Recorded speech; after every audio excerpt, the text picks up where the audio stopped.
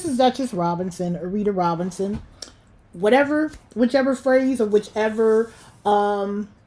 whichever business I'm flowing through, that will be my name. But today I wanted to just really briefly talk about why I'm updating my website, why I'm updating a whole slew of things, because um, AI is here to stay. It's not going anywhere. It is being integrated in everyday life, similar to when we dealt with the first wave of the internet, and we had dial up, and we had DSL, and we had all of the, whichever we call it, broadband, and then you have all of these fiber optics and everything. As things begin to build, they integrate. People are jumping in. So in the 90s, you had websites where they were static HTMLs, and then they progressed to CSS and PHP and different JavaScript and different languages, coding languages. If you would have about building your website and optimizing it for search engine optimization, and which means, putting in a phrase, it'll find your email. Most people think if you type your name and it comes up, that's search engine optimization. No, no, no, no. It has to be a phrase and you will jump up to it. So just going through all of those things and understanding what it is to build your website to be seen. Integrations now, if we look at WordPress has updated to a point where now they have integrated your LLMs, your large language models, which are ChatGPT, Claude, Perplexity, some other platforms, but those are the ones off the top of my head. And what happens is now it's integrated. Now you can utilize AI within it. And I always preference to telling people that you really want to know what you're doing before you start adding elements, because I've seen over and over, even in elections, in the election cycle that we had in Philadelphia, where creating websites for candidates and seeing other candidates' website, people were just straight shooting AI phrases and AI content without putting their own emphasis in their own mind and their own structure in it. And what you got was just a dedicated, just brief information, and it had no soul to it. Put it to you this way: if you utilize social media, if you utilize AI and you do not have your own context in it, you don't have your own brand voice in it, you don't have your own intellectual property and statements in it, then it becomes everybody else. When I hear people like, oh, no, no, no, no, I don't want to use AI because, everybody is going to sound alike. Well, no, because you don't sound alike. But if you utilize it the proper way, and there is a proper way to utilize AI, and not let it take over everything. It should not take over anything. For instance, for me, and I write a series of things. I have written so many books over the years, right? And so, sometimes it seems that people like, well, oh, she had AI. No, no, no, no, no. It's been over the years, but here's the thing. One of the biggest thing is to find someone to go and proofread it and go through each one of them and write out all of the information to it. So how do I use AI for that? I can take my documents, my ideas, my books that I have already written. I can go back and have a conversation with AI about the context of a paragraph or a certain situation in the book. I can have it to do the grammar check on it, to screen through each portion of it, to make sure my spelling is cohesive and correct. Because, when you type fast, and I'm one person that I think quicker than I type. So it'll come out looking crazy if I don't go back and read it. But now, because you have AI in its place, you can really start to, and let me put a slight pin in this. I am doing my podcast from home. I work from home. I've worked from home since 2009.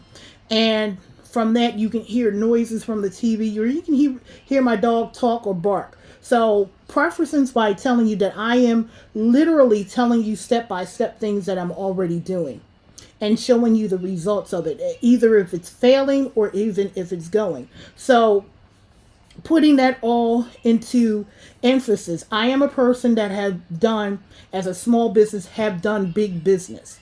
Anybody that has worked with me knows and understands that context. So what I'm speaking about is helping and shifting my blog more into, here you can see what I'm doing. You may want to copy this. I don't want to sound that generic, but that's basically what's going on here. So again, I've learned a big lesson when I dealt with being in the hospital for a couple of months for, some issues with my neck and back.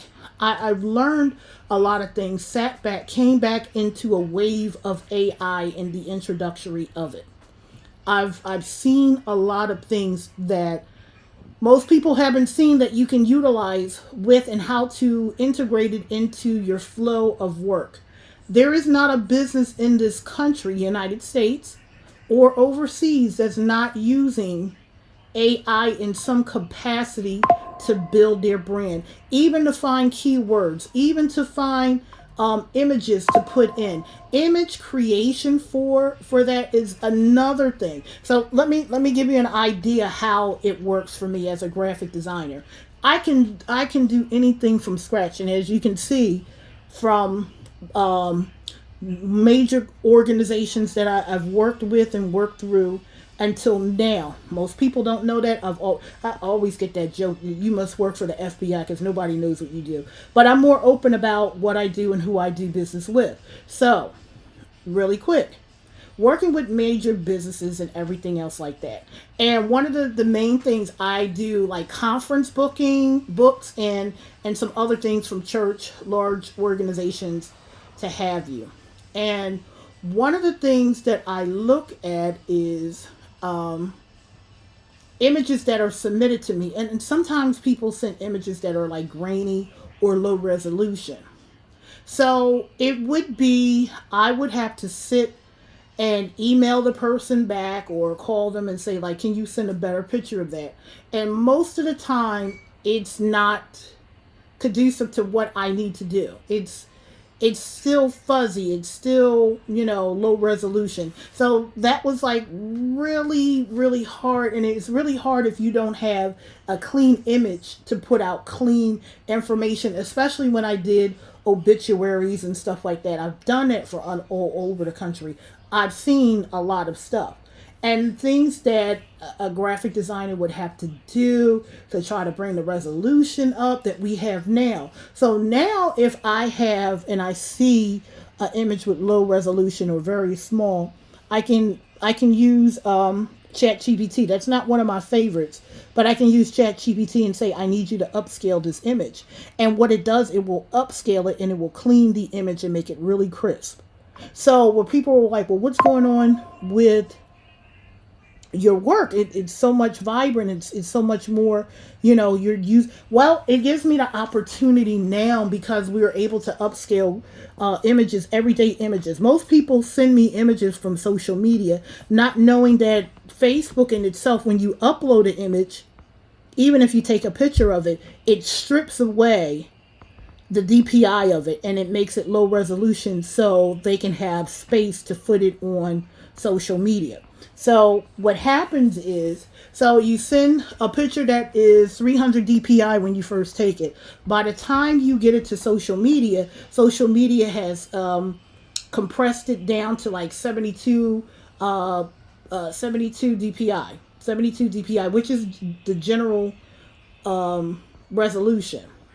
But then people want to send me, because they can't find the picture, send me the copy from social media and then want me to expand it back to a 300 DPM for printing. That is the standard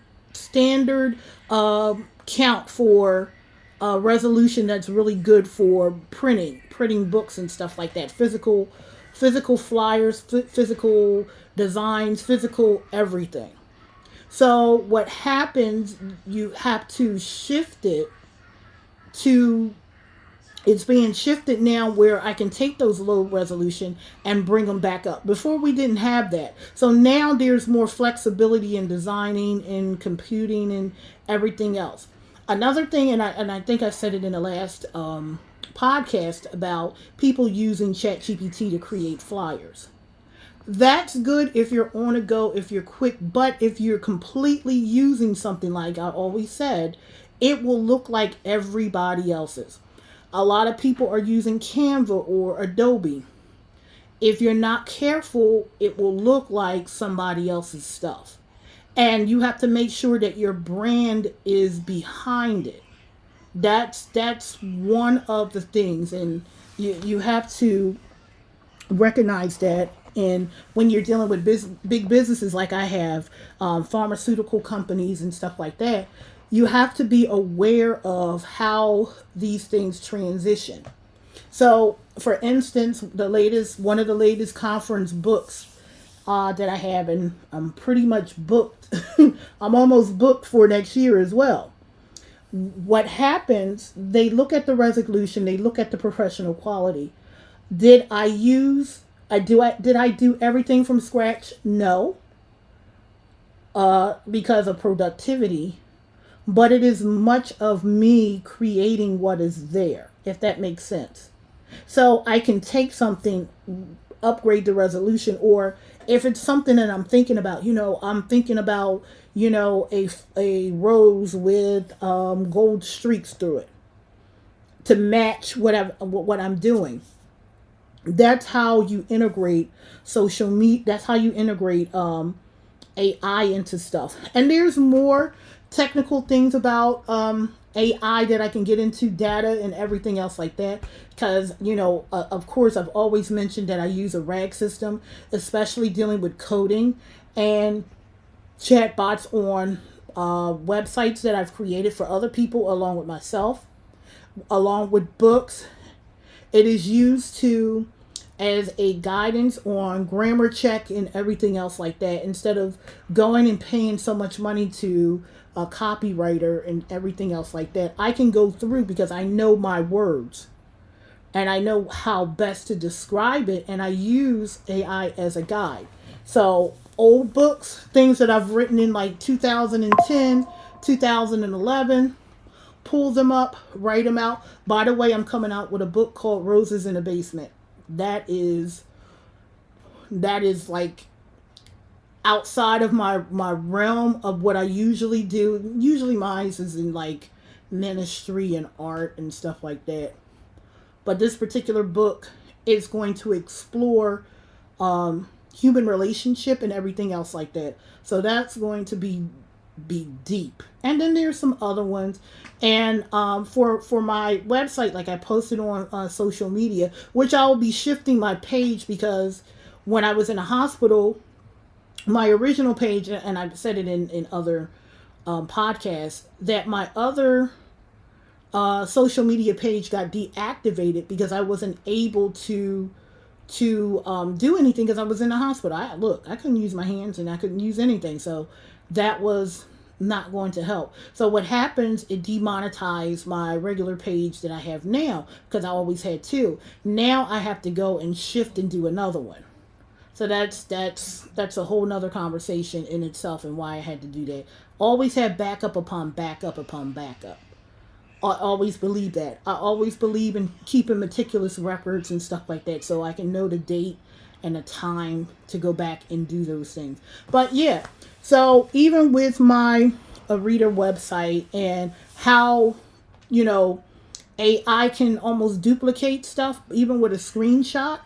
So I have to be very creative on how I display my artwork, how I put out my images. Even on social media, I had issues where people were creating fake pages. If you can go and search, it's like a ton of them. And what I wind up doing is, when you come on my page, my regular page, they can go up and they can screenshot it, but it's going to come up, and then I can report you for screenshotting the image that I have.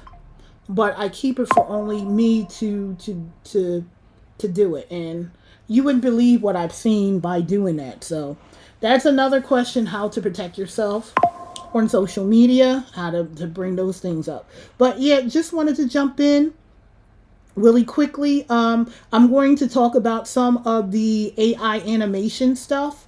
Some of the animation stuff where it's totally AI, and I talked about that. I will be talking about how that looks. For now, we're at. Oh, I don't think I released that particular podcast. I wanted to edit it, but I didn't get a chance to. What happens? I'm taking complete AI and imagery and converting them into storylines and regular, animations and stuff like that, and including that and using AI to do product mock-ups, because that's always important, product mock-ups. And then I want to upgrade some of the images on my website, stuff that I built for scratch. And remember, I have multiple entities, and using AI to build productivity, to put things in order, to put together my calendar of things to do, even just, in general, writing stuff and doing stuff. Putting a structure in place is one of the main things. Just helping people do a lot of stuff. And now, reaching out and helping people get to the level I am with the type of followers I have, because anybody look, Black Girls Hair Rock, Black Men in Fashion, my page, my business page, my other pages, they all are around 1.6 or something million or something like that. So altogether could be 2 million or more. And that's just, in general, doing organic marketing and not doing paid marketing. So those are the type of things in this particular podcast that I am going to consistently talk about. But I am so glad that you listen. Thank you for listening to my podcast. See you next week as we talk about different integration, different systems to utilize for your business. This is Duchess Robinson from 8x10 Design, Duchess Pro, and AritaRobinson.com.